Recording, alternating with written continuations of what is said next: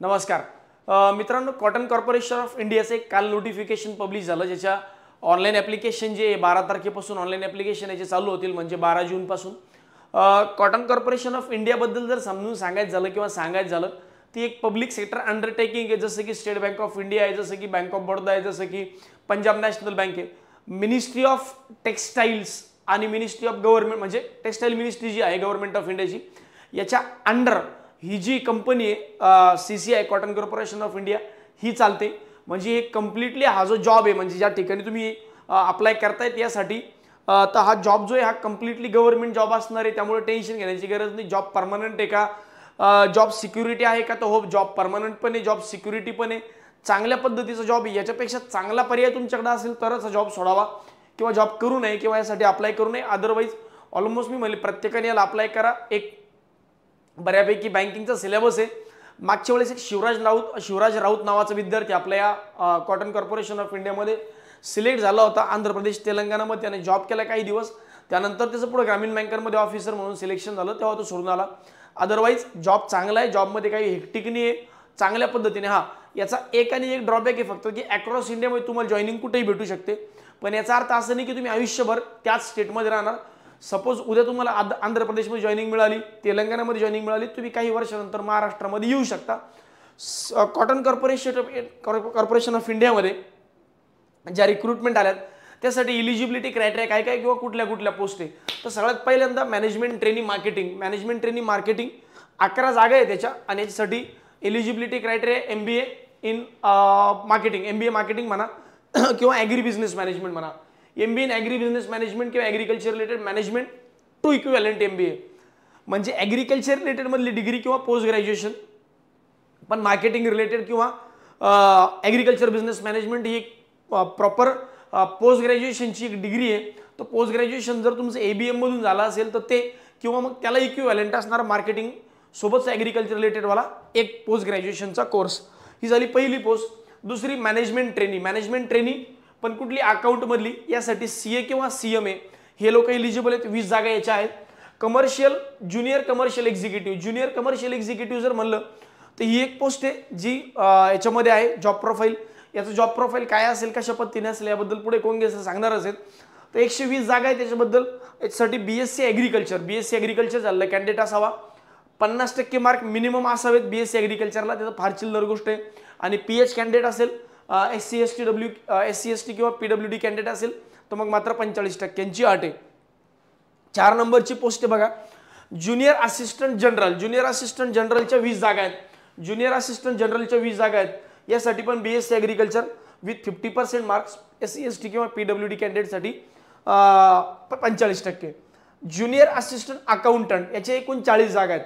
BCom झालेला candidate असावा, 50% minimum पासिंगने तुम्ही पास झाले असावे. SC ST PWD कॅन्डिडेटसाठी 45% अट आहे. या सगळ्या पदांसाठी अप्पर एज लिमिट जी आहे 30 वर्ष आहे, पण ही जनरल कॅटेगरीची एज लिमिट आहे. फॉर एक्झाम्पल, जर एखादा विद्यार्थी OBC कॅटेगरीला बिलॉंग करतो तर +3 म्हणजे 33 वर्ष, SC ST कॅटेगरीला बिलॉंग करतो तर +5 म्हणजे 35 वर्ष, PWD कॅन्डिडेटला +10 म्हणजे 40 इयर्स. अशापर्यंत एज लिमिटचा हा जो आहे हा क्रायटेरिया आहे. तर ओव्हरऑल ही एक प्रोसेस आहे. अशा पद्धतीचं जॉब प्रोफाईल, या वॅकन्सीज, आणि त्यासाठी हे एज्युकेशनल क्वालिफिकेशन. आता पुढचा मुद्दा जो आहे तो असा आहे की ज्युनियर कमर्शियल एक्झिक्युटिव्हचं जॉब प्रोफाईल कशा पद्धतीने काय आहे, तर या संदर्भात तुम्हाला डिटेलमध्ये कोंगे सर सांगतील. आणि शेवटी आपण पुन्हा एकदा सिलेक्शन प्रोसेस असेल, त्यानंतर रिक्रुटमेंट कशा पद्धतीने होते, सोबत जॉब प्रोफाईल, तुमचं काय म्हणतात सिलेबस कसा आहे, त्यानंतर तुमचा अभ्यास कसा करायचा, काही कॉमन डाऊट्स आहेत त्या संदर्भात पुढे मी पुढच्या स्लाइडमध्ये येतोच. ठीक आहे, त्यानंतर बोलतील कोंगे सर. तेव्हा सगळ्यात महत्त्वाची गोष्ट म्हणजे काय की कॉटन कॉर्पोरेशन ऑफ इंडियामध्ये ॲग्रिकल्चर ग्रॅज्युएटसाठी टिपिकली असलेल्या 2 वेगवेगळ्या पोस्टसाठी आपल्याला विद्यार्थ्यांना अप्लाय करता येणार आहे. कशा पद्धतीने आणि कोणत्या पोस्टसाठी अप्लाय करता येणार आहे, जॉब प्रोफाईल काय असणार आहे, इनफॅक्ट सॅलरी कशा पद्धतीची असणार आहे, हे सुद्धा आपण एकदा पाहून घेऊयात. सो कॉटन कॉर्पोरेशन ऑफ इंडियामध्ये सगळ्यात पहिली महत्त्वाची गोष्ट आहे ते म्हणजे ज्युनियर कमर्शियल एक्झिक्युटिव्हमध्ये जर तुम्ही पाहाल तर तुम्हाला दिसेल या ठिकाणी तुम्हाला विचारले जाणारे मुख्य सब्जेक्ट हे 4 वेगवेगळे विषय तुम्हाला पहिल्यांदा विचारले जातील. आणि 5वा तो म्हणजे आहे तुमचा प्रोफेशनल नॉलेज. काही विद्यार्थ्यांना लेट मी क्लिअर दॅट की असलेल्या ॲडव्हर्टाइजमेंटमध्ये कॉटन कॉर्पोरेशन ऑफ इंडियाच्या ॲडव्हर्टाइजमेंटमध्ये BSc ॲग्रिकल्चर स्ट्रीम असं मेन्शन केलेलं आहे, अलाइड ब्रांचेस असं कुठं मेन्शन केलेलं नाही आहे, मी स्पष्ट सांगतोय. मग सांगण्याचं तात्पर्य काय की बाबा सर सिलेबस काय काय असणार आहे, कशा पद्धतीचा असणार आहे. ज्युनियर कमर्शियल एक्झिक्युटिव्हच्या 120 जागा आपल्याला या ठिकाणी आलेल्या दिसतात. आपल्याला दिसतं की सगळ्यात पहिल्यांदा इंग्लिश बाबतीत म्हणजे इंग्लिश हा सब्जेक्ट आहे, लॉजिकल रिझनिंग आहे, क्वांटिटेटिव्ह ॲप्टिट्यूड आहे आणि जनरल नॉलेज आहे. सांगण्याचं तात्पर्य असं की बाबा क्वांटचे तुम्हाला 15 मार्क, इंग्लिशचे 15 मार्क, GAचे तुम्हाला जीएसचे 15 मार्क आणि याच्यासोबत सोबत तुम्हाला दिसेल की बाबा इंग्लिश म्हणजे क्वांट रिझनिंग इंग्लिश GA या 4 विषयांचे 15 15 15 15 असे 60 मार्क्स तुम्हाला या ठिकाणी दिसतील. सर प्रत्येक याचा असलेला जो मार्क्स आहे किंवा प्रत्येक क्वेश्चनला 1-1 मार्क असेल आणि निगेटिव्ह मार्किंग ही 0.25 आपल्याला या ठिकाणी दिसते. तर कॉटन कॉर्पोरेशन ऑफ इंडियाच्या या पेपरमध्ये निगेटिव्ह मार्किंग आपल्याला या ठिकाणी पाहायला मिळेल. 0.25 ची निगेटिव्ह मार्किंग आपल्याला दिसेल आणि प्रत्येक बरोबर प्रश्नाला आपल्याला 1 मार्क अशा पद्धतीने आपल्याला दिसेल.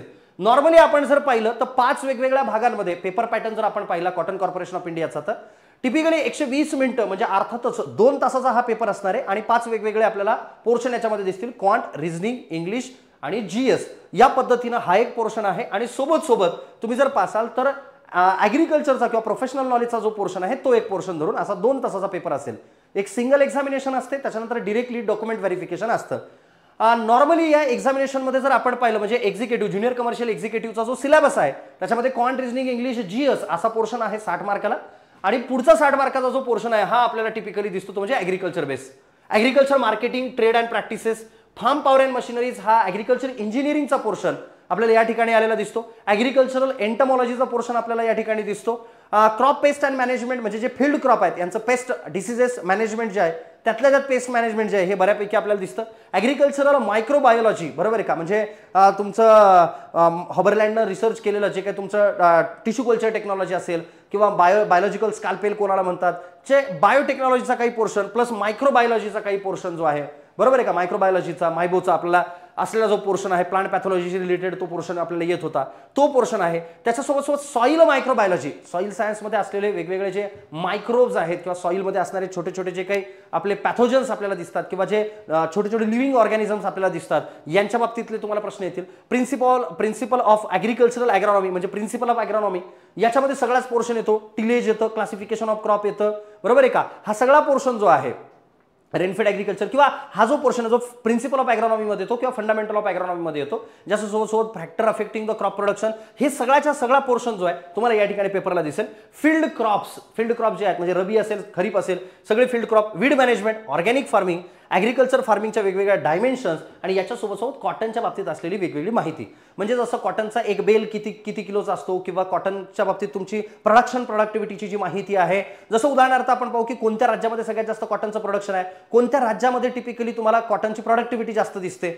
सगळ्यात महत्त्वाची गोष्ट म्हणजे काय कॉटन कॉर्पोरेशन ऑफ इंडियामध्ये नॉर्मली जर आपण पाहिलं तर हा सिलेबस आपल्याला या ठिकाणी दिसतो ज्युनियर कमर्शियल एक्झिक्युटिव्हचा क्वांट, रिझनिंग, इंग्लिश, GS आणि सोबत ॲग्रिकल्चरचा असलेला हा पोर्शन.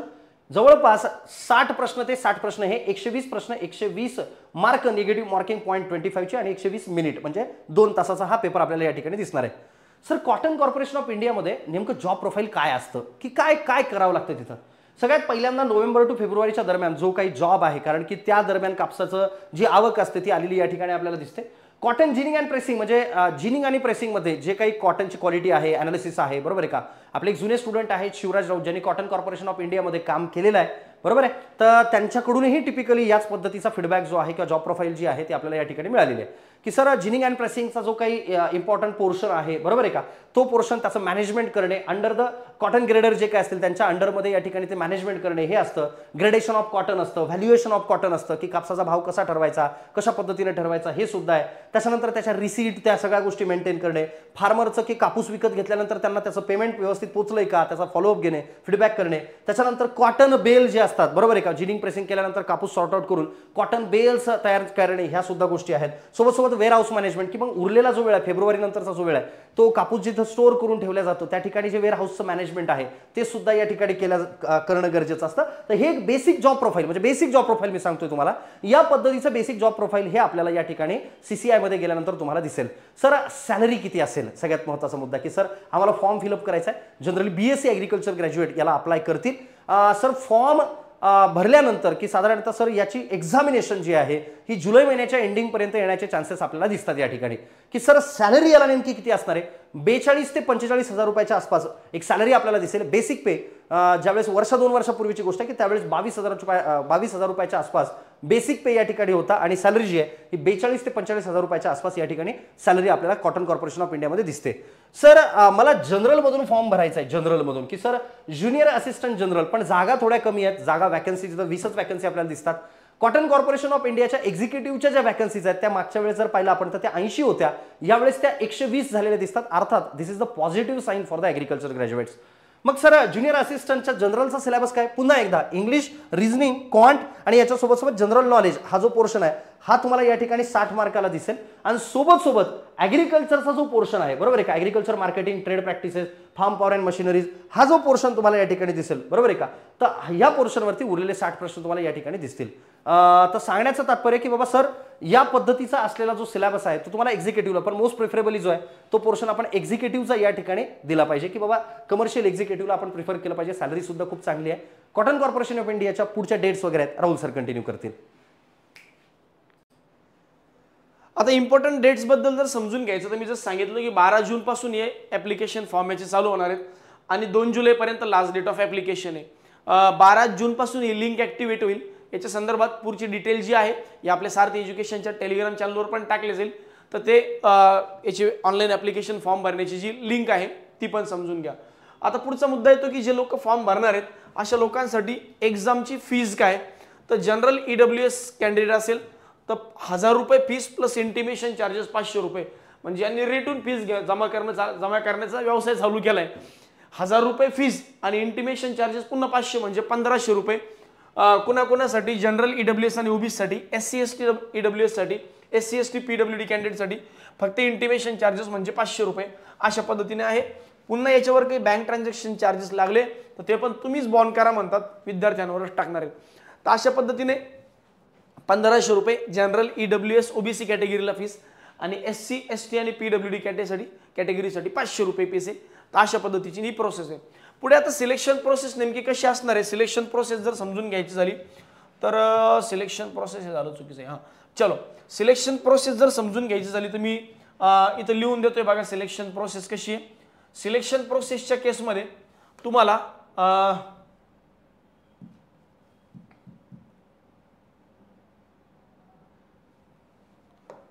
सिलेक्शन प्रोसेस एक प्रिलिमिनरी एक्झाम म्हणजे एक सिंगल एक्झाम. सिलेक्शन प्रोसेसमध्ये सिंगल एक्झाम. आता याच्यामध्ये ज्या पोस्ट आहेत त्यानंतर डॉक्युमेंट व्हेरिफिकेशन. ज्या पोस्टबद्दल आम्ही तुम्हाला बोलतोय मग तुमचं ज्युनियर टेक्निकल, तुमचा तो एक्झिक्युटिव्हवाला कॅडर असेल किंवा मॅनेजमेंट ट्रेनी असेल, यासाठी पोस्ट ग्रॅज्युएट आपलं सिंगल एक्झाम आणि डॉक्युमेंट व्हेरिफिकेशन. ज्या एक्सपिरियन्सवाल्या वरती 2 पोस्ट त्यासाठी इंटरव्ह्यू पण आहे, पण त्याच्याबद्दल नोटिफिकेशनमध्ये काही क्लिअरली मेन्शन केलेलं नाही.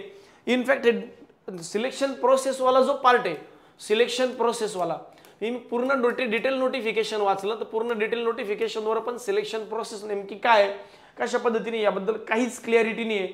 पण सिंगल एक्झाम आणि डॉक्युमेंट व्हेरिफिकेशन हे मी स्वतः का सांगतोय, कारण की कुठे इंटरव्ह्यूला मेन्शन केलेलं नाही की इंटरव्ह्यू असणारच आहे.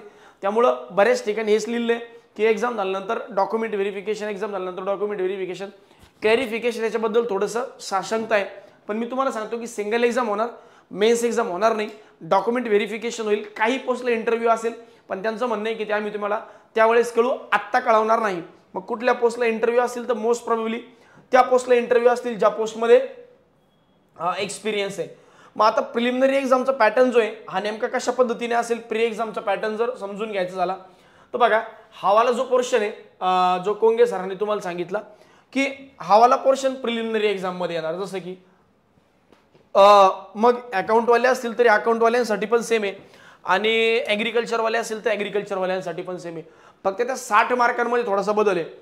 आता याच्यात 2 पेपर आहेत बघा, 2 सेक्शन आहे. सेक्शन 1 मध्ये काय जनरल इंग्लिशला 15 क्वेश्चन 15 मार्क, त्यानंतर रिझनिंगला 15 क्वेश्चन 15 मार्क, क्वांटला 15 क्वेश्चन 15 मार्क आणि जनरल नॉलेज आहे, जनरल स्टडीज आहे, जनरल अवेअरनेस नाही आहे, जनरल स्टडीज आहे.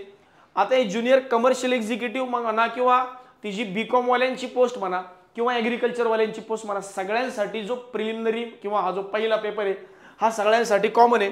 आणि दुसऱ्या पेपरमध्ये दिलंय प्रोफेशनल नॉलेज. आता दुसऱ्या पेपरमध्ये जसं प्रोफेशनल नॉलेजवाला जो पार्ट दिलाय इथं बघा, हा ॲग्रिकल्चरवाल्यांचा प्रोफेशनल नॉलेज आहे 60 क्वेश्चन 60 मार्कांना. पण हे जर कॉमर्सवाल्यांचं बघितलं तर रिलेटेड टू कॉमर्स म्हणजे 60 क्वेश्चन 60 मार्कांना कॉमर्सवाल्यांना. तर अशा पद्धतीने हे नोटिफिकेशन आहे. म्हणजे प्री एक्झाम म्हणजे सिंगल एक्झाम जरी असली त्यात 2 पेपर आहे. पहिल्या पेपरमध्ये English, quant, reasoning, GK 15 15 15 15 60 question. आणि दुसऱ्या पेपरमध्ये 60 क्वेश्चन प्रोफेशनल नॉलेजचे. मग ॲग्रिकल्चरवाला असेल तर ॲग्रिकल्चरचं प्रोफेशनल नॉलेज, एबीएमवाला असेल तर एबीएमचं प्रोफेशनल नॉलेज, कॉमर्सवाला असेल तर कॉमर्सचं प्रोफेशनल नॉलेज. तर अशा पद्धतीने हा वाला सिलेक्शनचा पार्ट आहे. आता याच्यामध्ये जर बघितलं पुढच्या मुद्द्यावर या, प्रिलिमिनरी एक्झाम झालं. आता ऑनलाईन ॲप्लिकेशन करताना जेव्हा तुम्ही फॉर्म भरताय यावेळेस थोडीशी वेगळी प्रोसेस यांची IBPS पेक्षा थोडंसं वेगळं आहे. कारण यांचं म्हणणं आहे की जेव्हा तुम्ही ऑनलाईन अप्लाय करताय ऑनलाईन ॲप्लिकेशन तुम्हाला काही डॉक्युमेंट स्कॅन करून अपलोड करावे लागतील. जसं candidate should fill up the application form having all the details related to the age, personal details, educational qualification etcetera online in the application form. Candidate will have to upload scan copy. म्हणजे form भरायच्या अगोदर तुम्हाला काय काय करायचंय तर recent passport साईजचा photo scan करून ठेवायचा आहे, सिग्नेचर स्कॅन करून ठेवायची, त्यानंतर 10वीचं मार्क मेमो हे स्कॅन करून ठेवायचे, त्यानंतर 12वीचं मार्क मेमो स्कॅन करून ठेवायचे. आणि ते याच्यामध्ये असावं मिनिमम 100 KB फाईल असावी आणि मॅक्सिमम 1000 KB फाईल असावी. Scan essential qualification, degree certificate, direct degree certificate upload करायचं. डिग्री किंवा पोस्ट ग्रॅज्युएशन जर तुम्ही डिग्री फॉर एक्झाम्पल जर तुम्ही ABM वाले भरता असाल तर मग डिग्री प्लस पोस्ट ग्रॅज्युएशन. जर तुम्ही फक्त आणि फक्त BSc ॲग्रिकल्चरवर किंवा BCom वर भरता असाल तर मग फक्त आणि फक्त ग्रॅज्युएशनचं. मार्क्स मेमो बद्दल काही सांगितलेलं नाही आहे बघा. इथं पण डिग्री सर्टिफिकेट आहे, इथं पण डिग्री सर्टिफिकेट आहे. त्यामुळे मार्क्स मेमो इंडिव्हिज्युअल अपलोड करत बसू नका. तुम्ही काय करायचे फक्त आणि फक्त प्रोव्हिजनल डिग्री सर्टिफिकेट किंवा फायनल डिग्री सर्टिफिकेट. नसेलच तुमच्याकडे डिग्री सर्टिफिकेट कुठलं तर सगळे मार्क मेमो एका फाईलमध्ये मर्ज करा आणि तेवढी एकच फाईल अपलोड करून टाका. तर अशा पद्धतीने ऑनलाईन ॲप्लिकेशन भरण्याची थोडीशी वेगळी प्रोसेस आहे CCI मध्ये. आता यासाठी एक्झाम सेंटर कोणतं आहे तर एक तर 1500 रुपये ते जाणारच आपले. प्लस सोबत नवी मुंबईला किंवा मुंबईला पवईला नॉर्मली महाराष्ट्रामध्ये एकच सेंटर यांनी दिले की मुंबई. पवईला आपलं एक ITZ आहे, आयन डिजिटल झोन IDZ. तर तिथं नवी मुंबईला मोस्टली तुमची एक्झाम होईल पवई सेंटरवर. तेवढं एकमेव सेंटर मुंबईमध्ये आहे. बाकी महाराष्ट्रामध्ये इतर कुठलेही सेंटर नाही अदर दॅन महाराष्ट्र. मग तुम्हाला सेंटर घ्यायचं असेल तर घेऊ शकता. अगोदर 1500 गेल्यानंतर पुन्हा 2-4 हजार रुपये अदर सेंटरमध्ये जाण्याची रिस्क नको म्हणून आपलं मुंबई बरं आहे. आता कॉमन डाऊट्स बद्दल जर बोलायचं झालं तर कॉमन डाऊट्स असे आहेत की सर माझं BSc ॲग्रिकल्चर झालंय पण 2-3 वेगवेगळ्या पोस्ट दिसत आहेत तर मी मल्टिपल स्टेटला किंवा मल्टिपल पोस्टला अप्लाय करू शकतो का. मल्टिपल स्टेटनी मल्टिपल पोस्टसाठी अप्लाय करू शकतो का नाही. तुम्ही कुठल्याही एकाच पोस्टसाठी अप्लाय करू शकता. जर तुम्ही मल्टिपल पोस्टसाठी अप्लाय केलं तुमचे कॅन्डिडेचर कॅन्सल होण्याचे चान्सेस आहे. म्हणजे बाबूही गेले आणि 1500 रुपये पण गेले असं म्हणावं लागेल. त्यामुळं फॉर्म भरताना कुठल्याही एकाच पोस्टसाठी फॉर्म भरा असं मी नाही म्हणत आहे. नोटिफिकेशन डिटेल वाचलंय, नोटिफिकेशननुसार सांगतोय. जॉब परमनंट आहे का तर यस जॉब परमनंट आहे. यांचं म्हणणं आहे सुरुवातीला 1 वर्षाचं तुमचा नोटीस पिरियड आहे, प्रोबेशन पिरियड आहे आणि प्रोबेशन पिरियड नंतर तुम्हाला पुढे कंटिन्यू केला जाईल. ते हक्क आमच्याकडे राखून ठेवले म्हणतात पण स्टील असं काही होत नाही. ऑफकोर्स त्यांनाही जॉबच करणारे लोकच पाहिजे असतात त्यामुळं हा जॉब परमनंट आहे असंच म्हणावं लागेल. Is the syllabus is different for than banking exam तर मी म्हणेल नाही. 80% बँकिंगचाच आहे, 20% थोडासा वेगळा आहे. हा कोणता वाला पार्ट तर GK वाला पार्ट कारण स्पेसिफिकली सांगितलंय. 80% बँकिंगचा आहे, अराउंड 75% म्हणा 75-80% बँकिंगचा आहे. बाकी थोडासा वेगळा आहे एक 20% वाला. पण जागा जरी कमी असल्या तर याला ऑलमोस्ट कॉम्पिटिशन पण कमीच असतं त्यामुळे सगळ्यांनी फॉर्म भरायचा आहे जे लोक एलिजिबल आहेत. सेक्शनल कट ऑफ असतो का तर नाही, सेक्शनल कट ऑफ मेन्शन केलेलं नाहीये त्यामुळे सध्या तरी तुम्ही नाहीच मेन्शन म्हणू नका. म्हणजे असं म्हणू नका की सेक्शनल कट ऑफ आहे किंवा नाही, मोस्टली नसणारच आहे. पण सध्या तरी मी एवढंच म्हणेन की नॉट मेन्शन आहे. नोटिफिकेशनमध्ये काहीच क्लॅरिटी नाही आहे. त्यामुळे जेव्हा तुम्ही एक्झामला जाताल इन्फॉर्मेशन एक हँडआउट येतं, ते इन्फॉर्मेशन हँडआउटमध्ये आपल्याला त्या गोष्ट क्लिअर होऊन जाईल की आहे किंवा नाही sectional cut off. Negative marking आहे का, तर यस निगेटिव्ह मार्किंग आहे, 1/4 ची निगेटिव्ह मार्किंग यासाठी आहे. जॉब लोकेशन अगोदरच सांगितलं की अक्रॉस इंडियामध्ये तुम्हाला कुठेही जॉबला पाठवू शकतात, याच्याबद्दल काही चॅलेंज नाही आहे. तुम्हाला अक्रॉस इंडियामध्ये कुठेही जॉब मिळू शकतो, त्या मानसिकतेनंच तुम्ही अप्लाय करायचे. सध्या ग्रामीण बँकांची ॲडव्हर्टिजमेंट आली आहे. बाकी नोटिफिकेशन्स अजून IBPS क्लर्कीला, IBPS POEला, IBPS ESOचा येईल. सोबत त्याचा अभ्यास करता करता याचाही अभ्यास थोडाफार होऊनच जाईल आणि ultimately end of the day जर तुमच्या हातात काहीच नसेल आणि CCI असेल तर आपल्या हातात एक नाही म्हणून एक सेफ जॉब राहू शकतो. म्हणून मी म्हणेल याला अप्लाय करून ठेवा. उद्या असं नको व्हायला की सर माझ्या हातात काहीच नाही, सो दॅट हावाला जो पार्ट आहे हा एकदम क्लिअर कट सांगतोय की something is better than nothing, म्हणून अप्लाय करून ठेवा. माझा खूप चांगला अभ्यास आहे सर, मला वाटतं की यावर्षी बँकिंगमध्ये माझं कन्फर्म फायनल सिलेक्शन होऊन जाईल, नाही अप्लाय केलं तरी चालेल. तर हीच माहिती तुमच्यापर्यंत द्यायला आलो होतो. बाकी अभ्यास करत राहा, लाईक आणि शेअर करायला मात्र विसरू नका.